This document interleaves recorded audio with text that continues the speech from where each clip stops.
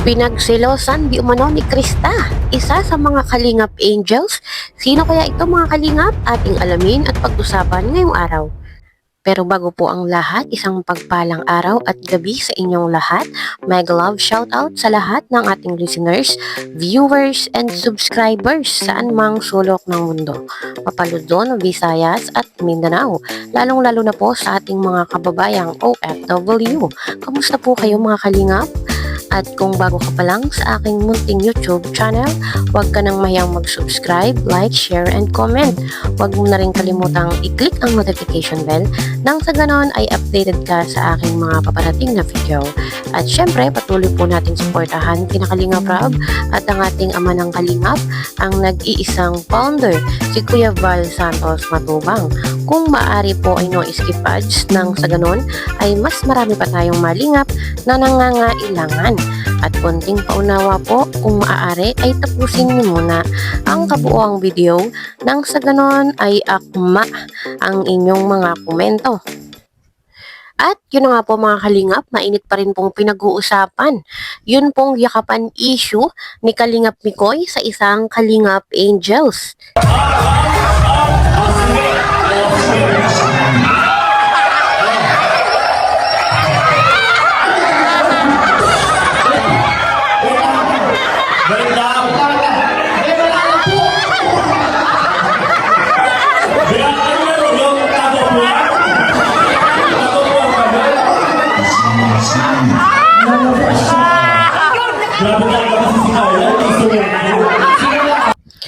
Bagamat tapos naman yung nangyaring issue na yun, ay pinag-uusapan pa rin po talaga yung issue na yakapan. Wala naman dapat ika-issue dun sa nangyaring birthday po or nangyaring games sa birthday ni Julian. So okay na tayo dun. So ito na lang, paano? Wala namang yakapan na games lang kasi talaga. At nakita nyo naman, kita din bro yung kamay ko nakaganan, no? Pagod may nakayakap. Sabihin natin, sample nga bro, sayakap ka. Yan, sample bro. Yan, ganyan. Yan. Tapos yung kamay ko nakaganon. Oh, shesh. ang bango. Ay, hey bro, para sa akin, kung may yakapan nangyari, normal yung magyayakapan. Kasi games. Yun yung games. Saan ka ba nakakitang boat is sinking? Maricel Kalim, thank you so much. Boat is sinking into fight, gaganunin mo siya. Tuulaan. Diyos ko naman, Diyos ko. Kayo na yung sumali dito sa games. Diba? Na-high blood niyo yung aking tuko.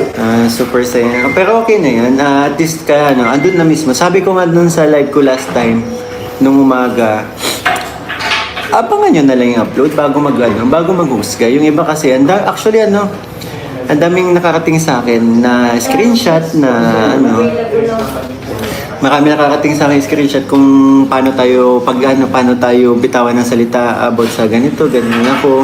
Pero okay lang yun. At naiintindihan ko kayo kasi nasaktan kayo kasi ganun yung balita nakarating sa inyo.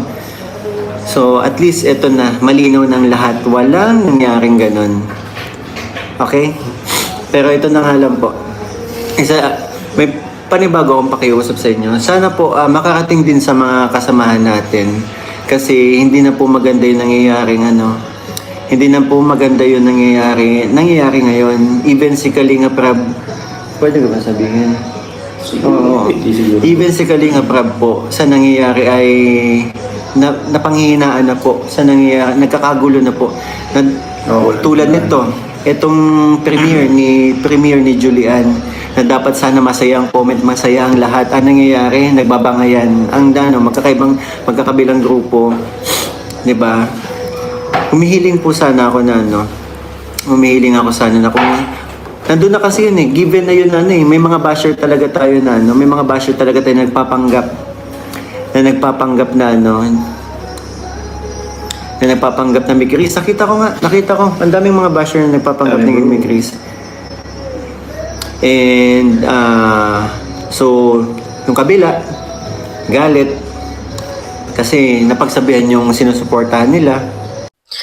Ayun, napanood naman po natin mga kalingap na wala po talaga dapat maging issue o wala po dapat ipagselos yung nangyari po dun sa birthday celebration na yon. Dahil yun naman daw po ay talagang walang dapat gawing mali siya. Dahil po yung nangyaring yun ay games lang daw po talaga. Kaya po, hindi na dapat pang palakihin kung ano man yung nangyaring iyon dahil wala naman po talagang dapat ika-issue at isa pa po ay wala pong dapat ipaliwanag si Kalingap Mikoy. At tungkol naman po doon sa silusan, ay wala pong silusang nangyayari sa mga Kalingap Angels dahil po ang mga Kalingap Angels natin ay magaganda po ang samahan. Magaganda po ang kanilang turingan sa isa't isa. At kitang-kita naman po natin na pag nagkakasama po yung mga Kalingap Angels, ay kitang-kita po natin na talagang solid po yung kanilang bonding. Kung ano man po yung napanood natin doon sa games, doon po sa pagkakayakap ni Marian kay Kalingap Mikoy, yun po ay walang mali siya. So, uulitin ko po, wala po tayong dapat ikaselos, wala po tayong dapat ipagselos. Dahil po yung mga Kalingap Angels natin, yung ating mga love team at yung mga K-boys ay maayos po ang kanilang samahan. Huwag po nating bigyan ng anumang mali siya. Sa katunayan nga po mga kalingap, sa edad ni Krista na 15 ay talagang matured po yung kanyang pag-iisip, matured na po yung kanyang mindset. Sa katunayan nga po ay nagbigay pa siya ng advice para po doon sa bagong Kalingap Angels na si Bridget. Panoorin po natin ito. Ayun, unang nakasama ko ang Kalingap. Talagang mararamdaman mo na hindi ka nag-iisa. Talagang kadamay mo sila. Bukod sa matutulungan kanila, mas marami kang lesson na matututunan. Tulad ng tungkol sa mga basher, 'di ba, sa Facebook. Kasi 'di ba nung bago din ako, talagang grabe yung bashing. Kumbaga, hindi naman may iwasan kasi nasa